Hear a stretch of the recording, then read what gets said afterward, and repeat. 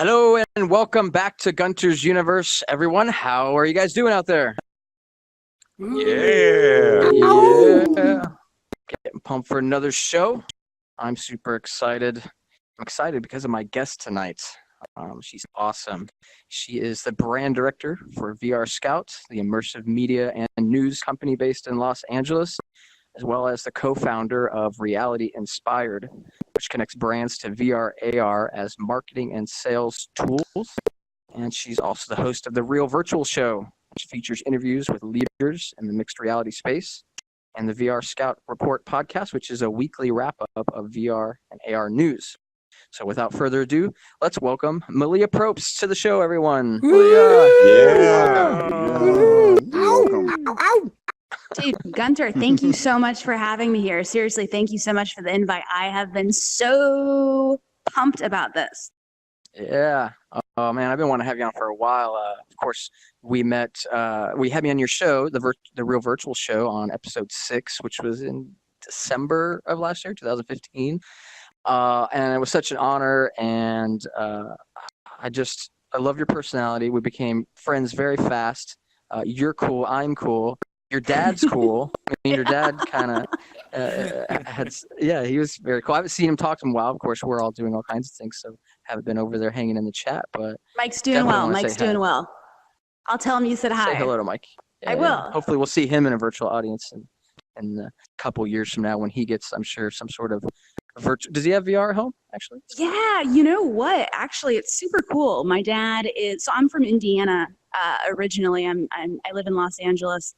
But I'm from Indiana originally, and my dad is, 61, 62, something like that. And, he, I think, got email on his cell phone, within the last year and a half, maybe 2 years.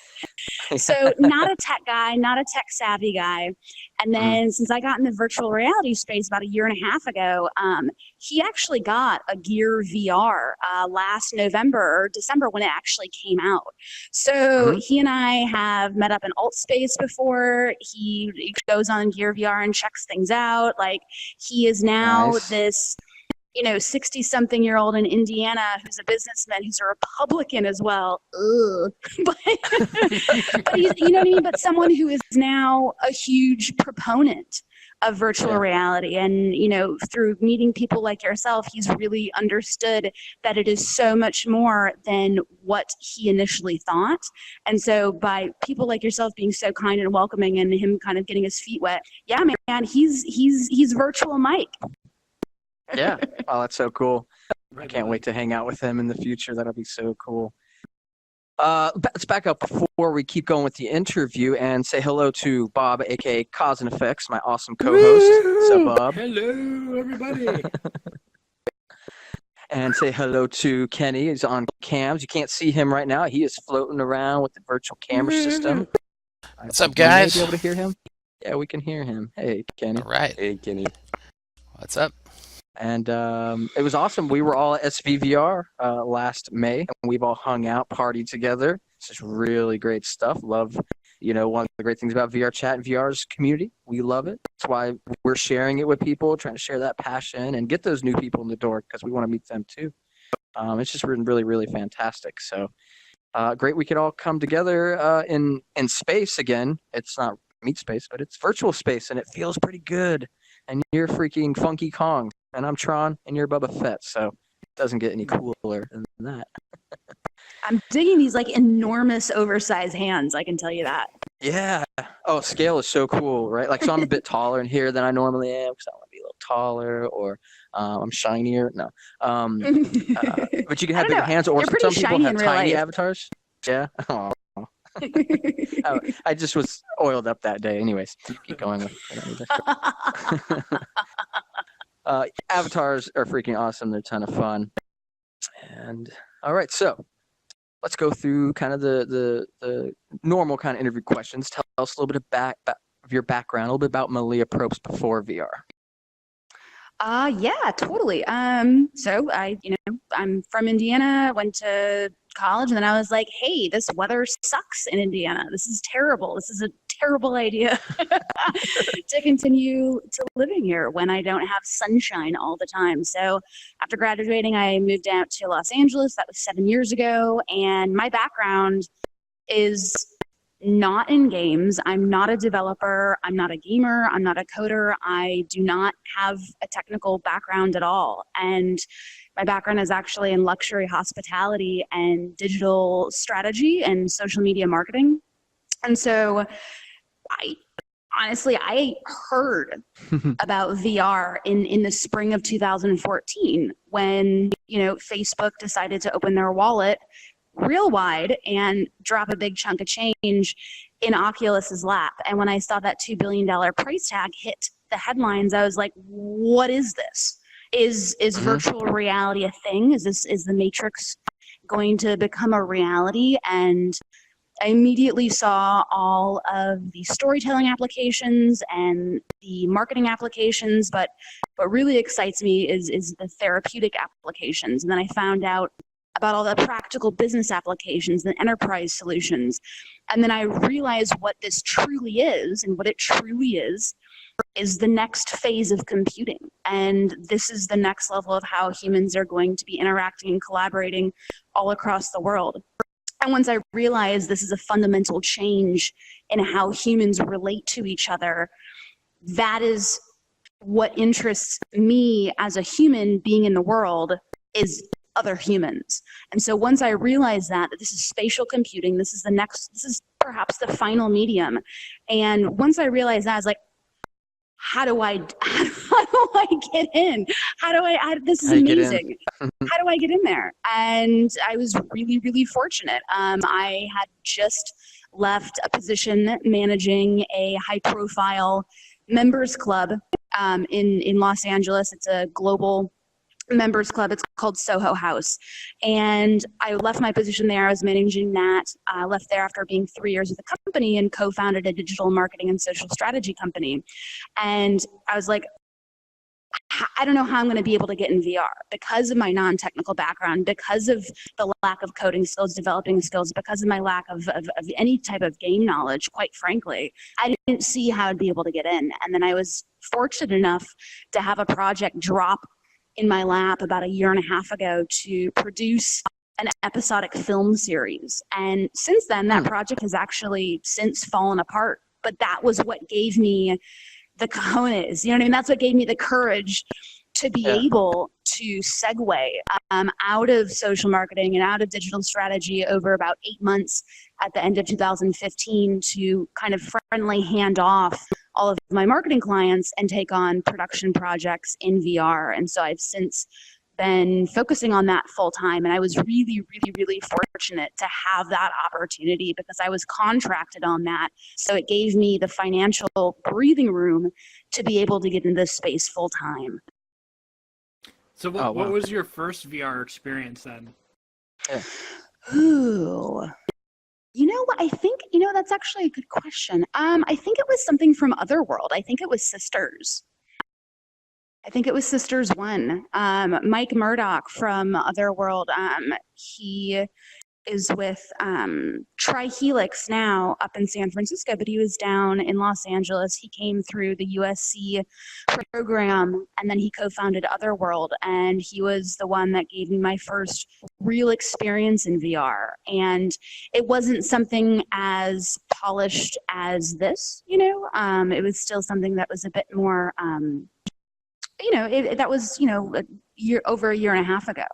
And so when I saw that, when I was in that environment, I was like, this is it. And I see where it's going. Yeah. Once you get your head in the gear, not the Gear VR, but just inside a headset, a VR headset, inside that kind of gear, it's pretty much for me, for me, of course, and for lots of people that I've given it to, it's like just such a game changer. Like, oh, I get it. It's not. You just can't imagine what a screen wrapped around your whole freaking entire world is like. You can kind of think, oh, that'd be cool, but do I really need that, or what's the big deal? It's a big deal. Yeah, it really is. And on the Real Virtual Show, the podcast that I do, that you were kind enough to mention, Gunter, and you were kind enough to come on Oh. in December of 2015. And you have been so kind in the VR community. I've met so many amazing people. And, thank you for being so kind and welcoming to someone who does not have your technical skill set and background. I mean, you guys have really, really, really been absolutely wonderful, and I've soaked up as much knowledge as I possibly can. Yeah, that should be reason for everyone to believe that they can be a part of this community. It's not exclusive; it's very inclusive, and the community is people that hang out in the Oculus subreddit. The community is people are going to meetups, VR meetups in your area. Community is people in social VR apps, and of course beyond all that. But there are these communities, and they are moving, shaking, interacting, building, and you can be a part of this too because you just need to find your people. We're people. Come here, VRChat, or watch Malia shows, or go to your local meetup. It's awesome. If you're thinking you want to be involved in these kind of things, you just need to do it. It's the best time. It's never been better. Yeah, it really is. And just the speed, the speed at which things are coming out and the speed at which this technology is improving day to day is incredible. And I've been fortunate enough to see so many experiences before they've hit the market, before anyone has seen them, when they're still in the beta or alpha stage or whatever. And I'm like, oh my gosh, when I'm seeing this happen right now, I know where this is going to be in 3 years. I know this is going to be in 5 years. And then I think that, we've probably all wrapped our heads around what the metaverse will eventually be like, what the Matrix looks like, what Ready Player One looks like, and what that's truly going to be, and what it's going to mean to humanity. The fact that you're sitting in Florida right now, I'm assuming you're in Florida at the moment. I could totally be wrong. Anywhere. You could be anywhere. The fact that you're in Florida right now, and I'm in California right now, and I feel like I'm sitting across the table from you, and being able to make genuine relationships through virtual reality. The VR community, the core VR community that has been so instrumental in building out what is now becoming consumer VR. I tell as many people as possible about how important these developers are and how important this core community is. Because without you and without this progress and without this development, there wouldn't be anything. There wouldn't be any content. And the fact that with the first consumer VR launch to have, some people have complaints that there's not enough content. Well, when the iPhone came out, there was no app store. Yeah.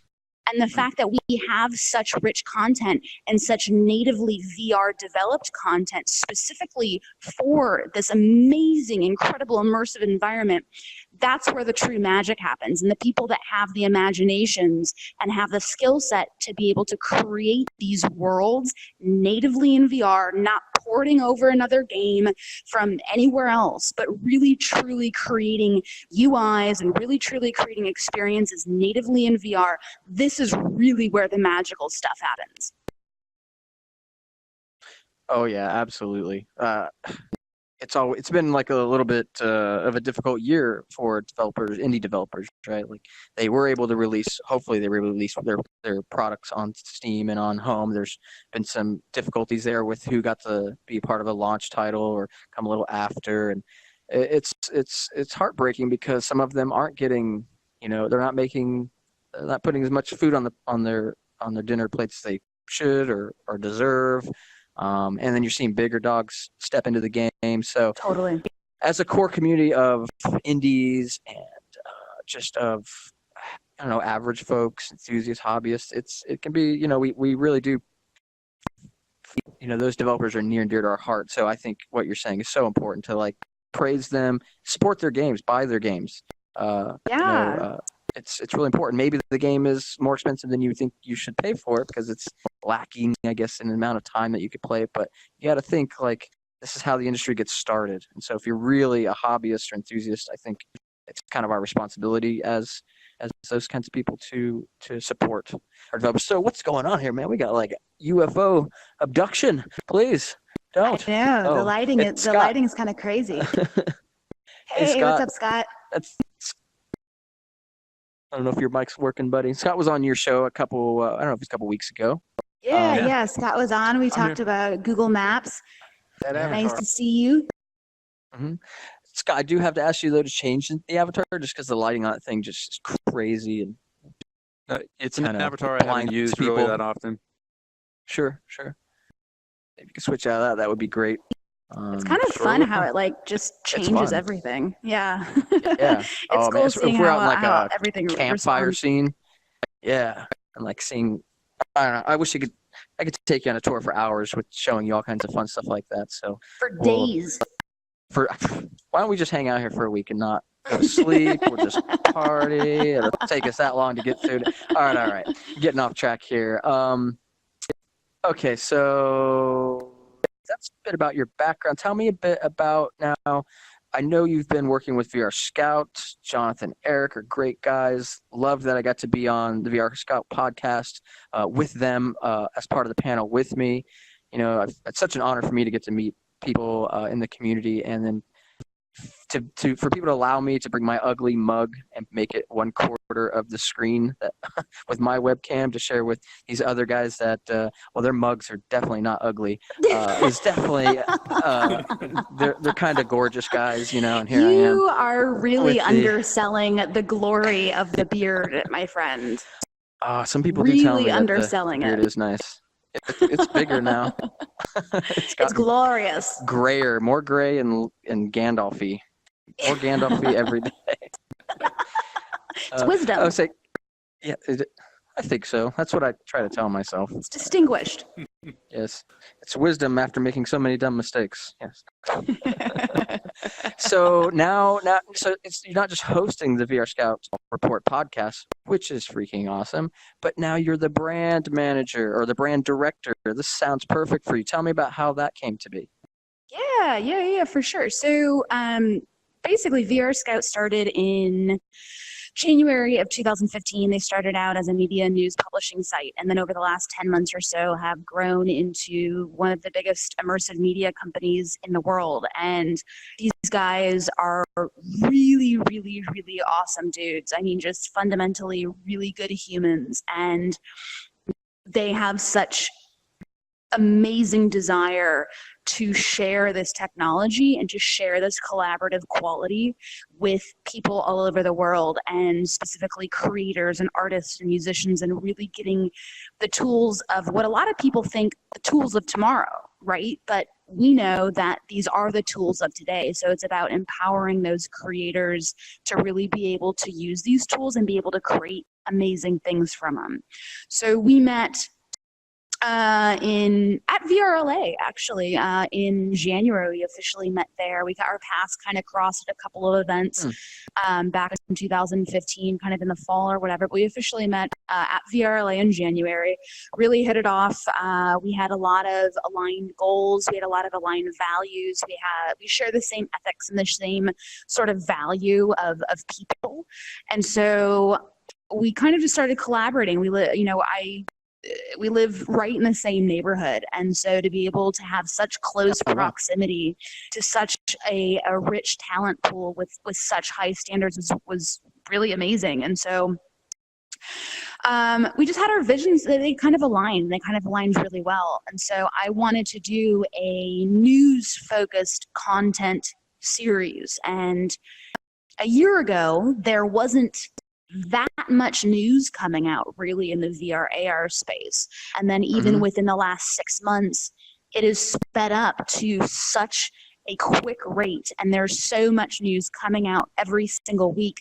And I felt that there was a big need for some type of hub where people could check in weekly to be able to get some opinions and insights and updates into what's going on. And so I said, hey, I really want to do this content. Do you want to do this with me? And they're like, sure, that sounds super fun. So that's where it started. And because of those aligned goals and because of the really, really great personality match and like I said, the value systems really meshed well. And so over the last we've been collaborating since about January. So I would say over the last 5 months or so, we've kind of dotted the I's and crossed the T's. And so I've officially joined the team as brand director. And quite frankly, I need to update, all of my social media stuff for that. But yeah, I've been operating in that capacity for the last 5 months or so. And so part of what I do there is I support on the content creation side of things. So one of those examples would be the podcast. I also write a weekly column that is extrapolated from that weekly wrap up and that news focused content and kind of taking the top 5 news stories. I cover the investment side of the space. So I support on the content side and writing and doing the podcast, and then also support on the business development side.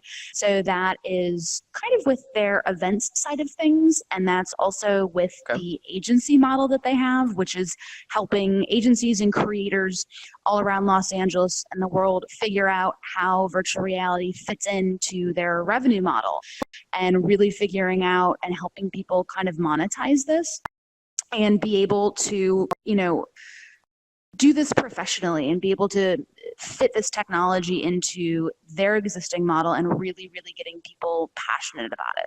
So I support in kind of numerous different functions, but it's editorial, events, and then as well as business development. Oh, that's fantastic. I had no idea. You do need to update those things. I was doing my research, and I learned a couple new things about you, and now this as well. So yeah, I'm so glad that is that your primary gig, you would say? Yeah. I co-founded a company in December of 2015 as well, and it's called A Reality Inspired. My business partner on that project, her name is Crystal Clifton, and she's been in the high-end wine world for almost 20 years. And so she comes from a great background of branding and marketing and sales, and really being able to figure out what people need and be able to deliver it to them. And so with her network and my network, we kind of came together. And so we've done kind of some interesting projects. I didn't really mean to get into real estate stuff, but we've done a lot of architectural pre-visualizations, a lot of capturing of 360 content of existing properties. We have a real estate partner, it's Transported VR, that's also based here in Los Angeles as well. They have a great platform, so we're kind of helping them with a little bit on the business development side of things as well.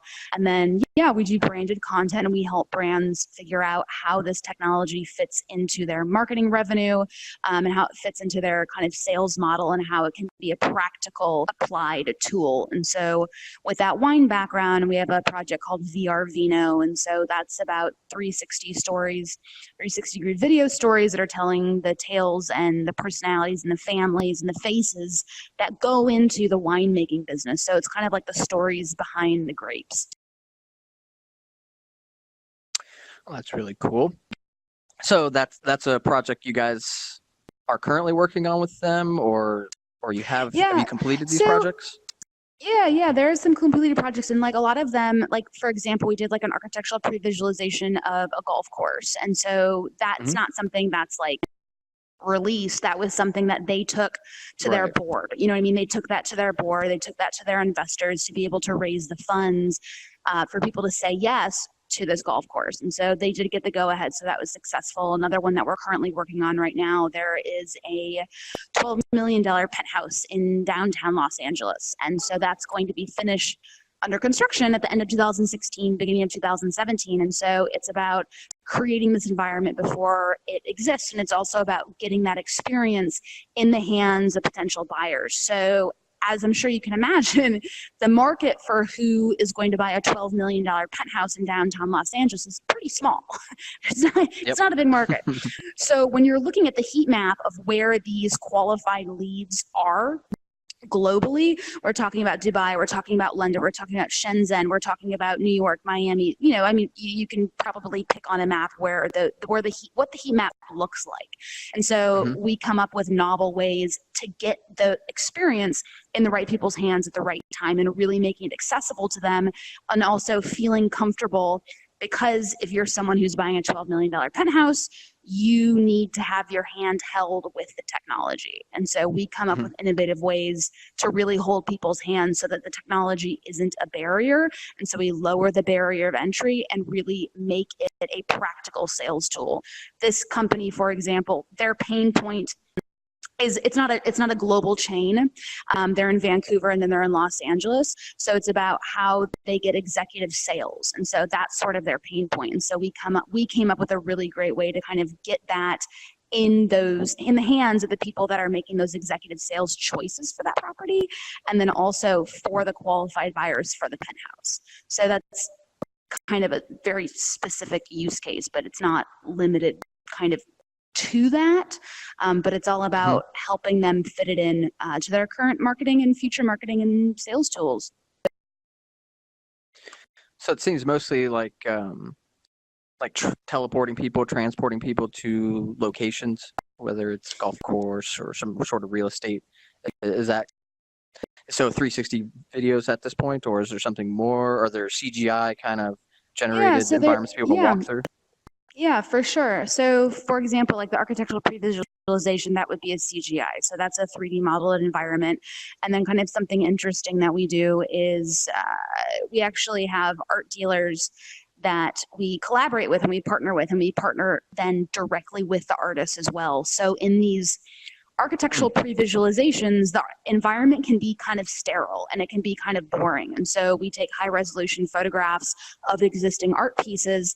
We prefer to work directly with the artists. Sometimes with logistics, a little bit easier to work with the art dealer. We prefer to work directly with the artists. And so it's about then putting those high dimension, those high quality, those high resolution photographs of those paintings, those pieces of art in these pre-visualizations so that it warms up the room, it makes it look less sterile, and that also provides an additional revenue source for an artist. It gives the potential client another thing to kind of add on to what they're purchasing. And then it also, it looks cool. It looks so much cooler than a sterile white environment. Sure. I mean, just being in any kind of VR environment, it's freaking cool, right? Like I would stare at a floor in Tuscany in DK1 and just drool for 9 hours. Totally. So absolutely, man. Just being able to make it look,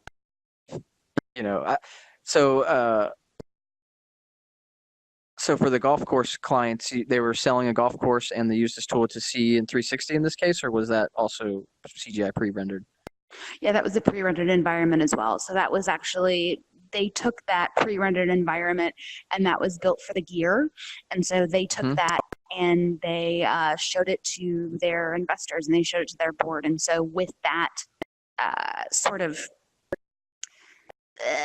that encouragement, that visualization to be able, to your point, transport people to a place that does not yet exist, that was something that was really, really strong for them. And so that was something that did help them close the deal on that. I think that they're, I actually should probably check in with them. I think they're breaking ground in like 2018, but they did get the go ahead on that project. Cool.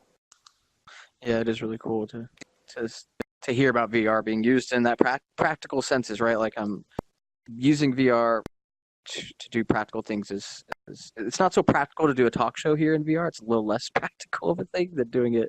I think. Well, but it's awesome because you don't have the distance problem. But yeah, there's hearing about how you're able to sell VR, basically make money through your business already this early on, and people are benefiting, closing golf course deals. Sounds pretty rad to me.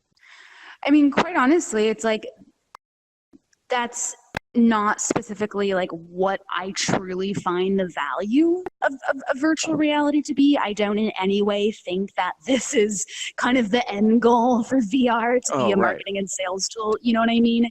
However, we have to put food on the table, right? And we have to pay the bills. And so with my background in that luxury hospitality, and so with that network, as well as my background in the social media strategy and the digital marketing space, this is a way that I'm able to live my passion and be able to be in this industry and be able to pay my bills. You know what I mean? Yeah. So like truly it's about the therapeutic uses for me. And also what we're doing right now, communicating with other people and collaborating with other people. Like that fundamentally is really what this is about. So speaking of Absolutely communicating with other people, let's go back and talk about some of your podcasting. So there's another show that you do called The Real Virtual Show. So tell us a little bit about how you started that and about the show. Yeah, sure. Thank you. So that was started, I think it was at the end of October of 2015, beginning of November, perhaps, something like that. And that came from me being super inspired by people like yourself, people like you, Gunter, people like you, Bob, people like obviously like Kent By and Reverend Kyle and Chris Miranda and and Enter VR and then Stomps and Matt Carroll. Oh, hey, Yoda. What's going on there, Sound Man? I almost chose the Yoda character, actually. That's kind of funny. So hold on, I'm getting a little freaked out. Yoda's just dead-eyed stare. And then he just oh my god, he's in me. He just Jedi mind into me. Oh my god. No. Yoda is in all of us. Yes. So I was so inspired by these guys that had been doing such amazing content and being able to interview such amazing people that had been so instrumental in developing the base of what is now consumer VR. Like we're there, but there has been a very active community. And so when I was really starting out and when I realized I need to figure out more about this, I need to learn about this, I need to soak up as much information as possible, I just listened to podcasts all the time, and so through that education, I was really able to learn. It's like I had to, half the time, and this is a year and a half ago, I would, I'd have to be looking things up. I'd listen to Voices of VR and be like, oh God, what did he say? What does this term mean? And I would have to pause the podcast, go look it up on the internet. And so it was this very active sort of learning, but I really, really, really wanted to learn about it. And at first it was very scary and I felt like I was very in over my head. And quite frankly, I still feel like I'm in over my head a lot of the time, which is good though. You know what I mean? If we're not uncomfortable, we're not growing, and if we're not pushing our boundaries, we're not really evolving. And so I forced myself to be in completely over my head and look up the words that didn't make any sense and research the terms that I didn't know anything about. And so through that education, I saw a little bit of a need for someone to really kind of, I've got these huge old hands, to take the hand. I saw the need for someone to really boil this down and make it really, really approachable. So the real virtue, and I didn't see any women, kind of putting any content out there as well. And so I was like, hey, what's the best way to learn about something? Go talk to the people that are doing it, right? And really just throw yourself in there. And so I did. And so I just started reaching out to people and asking them, if I could interview them, like people like who were so kind, like Gunter, to come on in December of 2015. I think we're almost at, I think we just released episode 38. So, almost getting we're almost getting to the year mark. That's, for like a weekly show that it's more work than I thought it was going to be. Yeah. Weekly is something else. That's like that's the commitment. Is I'll do it every week, but like, can I commit to do it and market it as well as you do? Can't do that yet, but you're so good at the marketing. Of course, it's your background. That's my background. You know what I mean? Like, and like I've been urging, like pleading, begging. with Gunter to make this a podcast, because this is something that I would love to be able to listen to when I'm walking my dog, when I'm driving down the road, when I'm at the gym. I would love to be able to listen to this. And the content is so good and the quality is so fantastic. I just want more people to be able to have access to it. So kind of taking that mindset, I was like, okay, I see this kind of need to hold people's hands and really make this accessible, right? And so I talk to the everyday person. And so I'm talking to, being from Indiana, I'm talking to people from Indiana. I'm talking to people who are not necessarily tech savvy, who are not developers, not coders, not inundated with the tech industry or the entertainment industry or anything, but people who need to know that this technology will fundamentally change everything.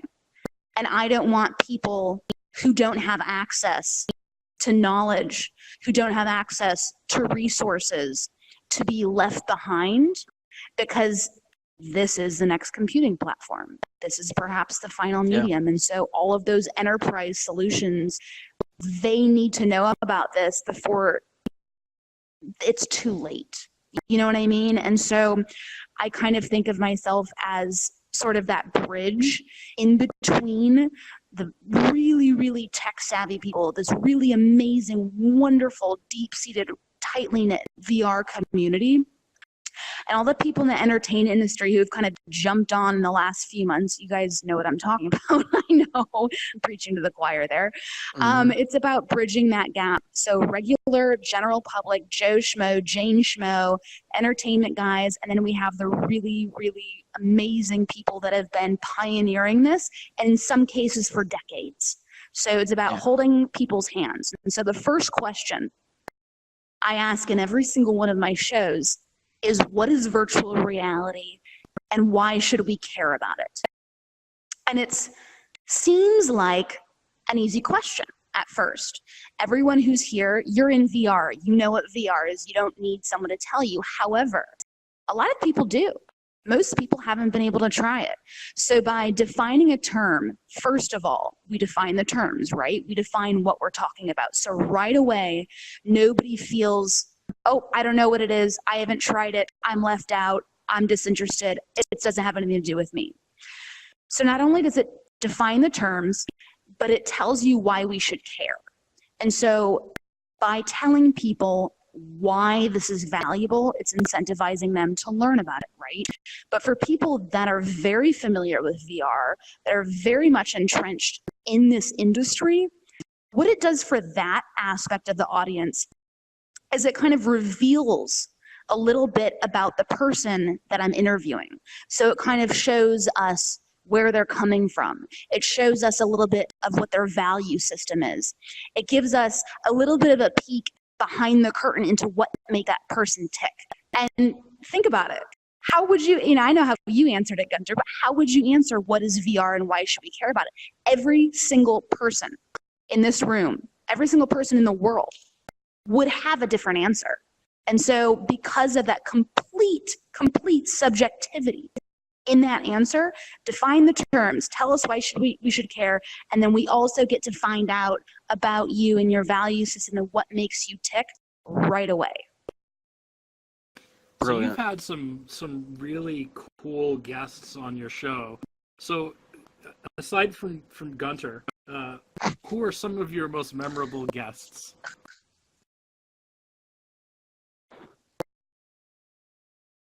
These are always hard questions. I've had them asked of me too. It's like, who am I supposed to pick or leave out? Or, but sometimes there's shows that make sense. I'm so sorry. Context. You know what? I accidentally sat on my my headphone jack, and so I unplugged my headphones. Bob, would you mind repeating the question? I'm so sorry. No worries at all. So I just unplugged the hell out of it. Sure. I've done that before too. We all have these things. So you've had some really cool guests on your show. So aside from Gunter, who have been some of your more memorable guests?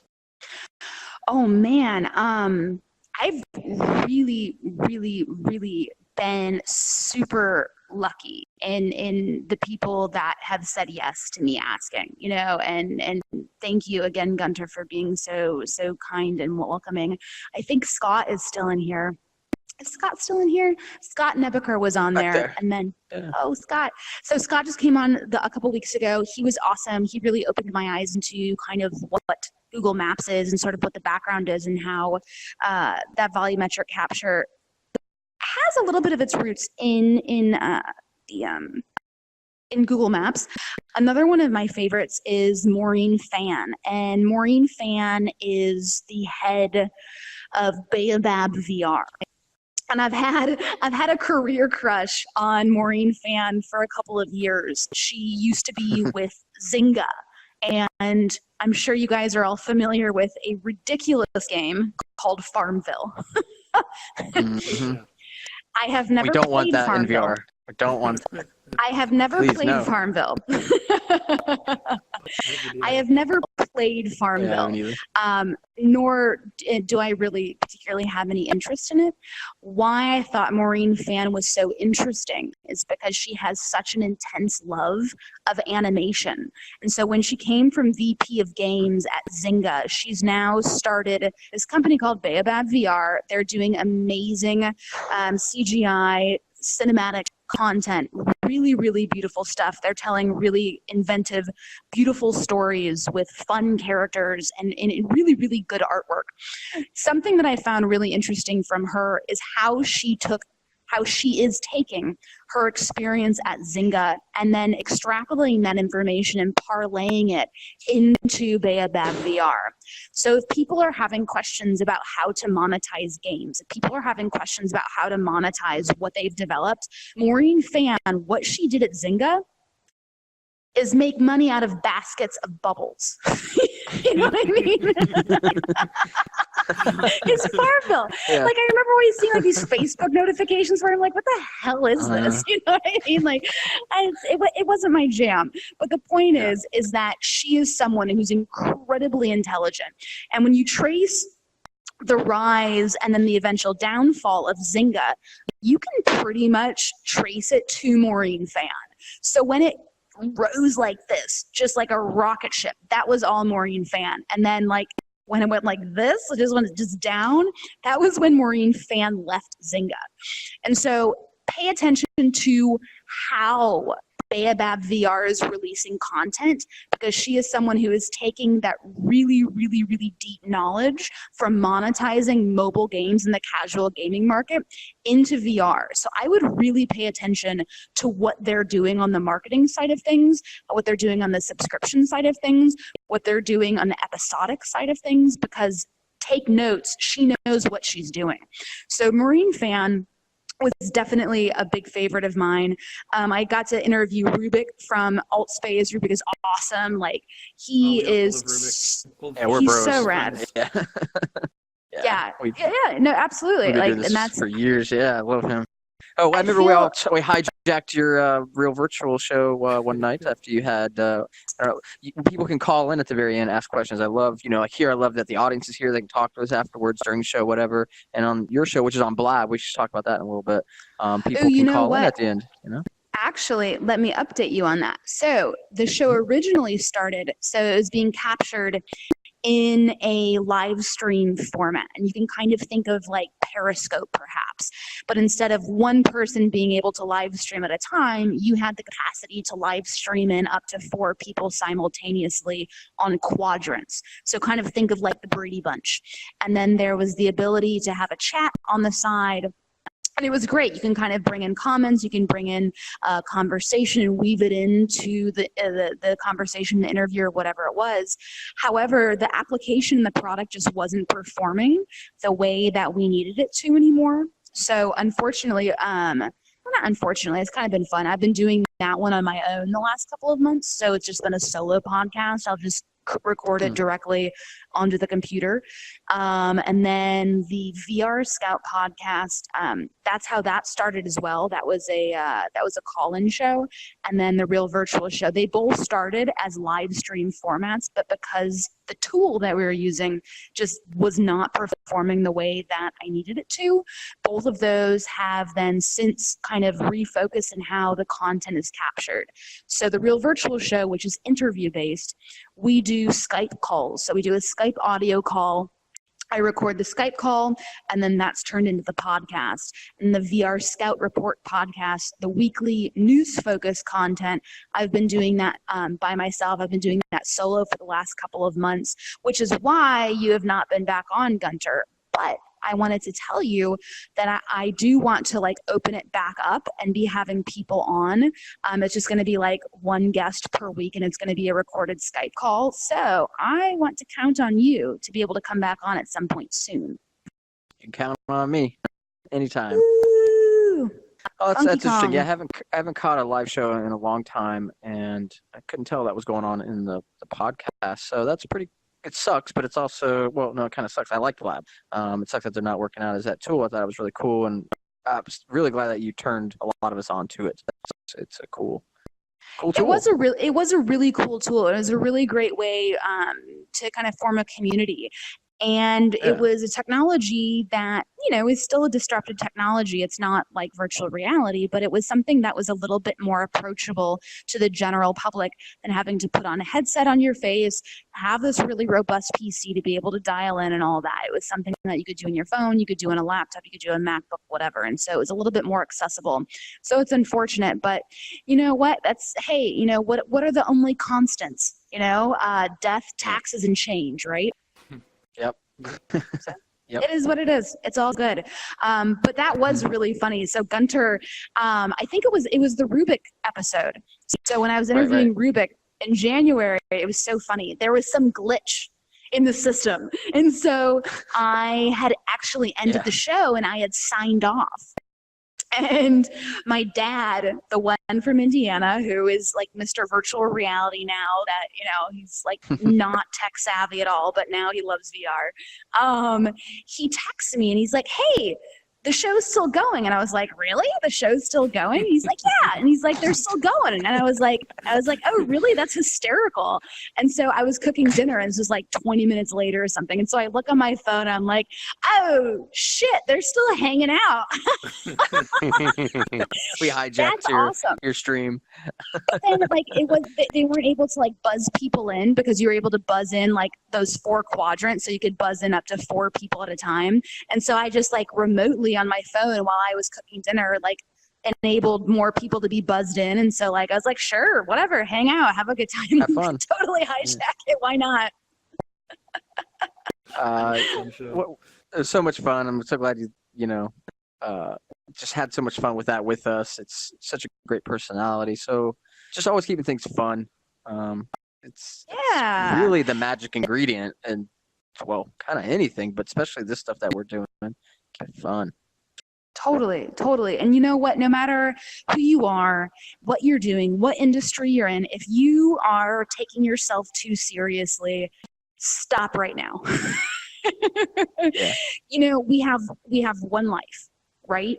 And so if we are not trying to make the world a better place for other people, if we are not trying to lighten the mood, if we are not trying to have fun, if we are not taking a breath and relaxing and realizing this magic life that we have been given, and hey, some moments are harder than others, right? Like there is absolutely the sour with the sweet, without a doubt. However, if you are taking yourself so seriously that everything is just so serious, come on, like let's just take it down a notch. Let's dial it down. Add some enjoyment to it. Have some enjoyment, exactly. Bring joy to other people, and when you bring joy to other people, there's this funny thing that happens. It rubs off on you, and what you put out there, you're going to get back out. You're going to just get right back, and so it's this boomerang effect. So get out there and I don't know, make some people laugh or something.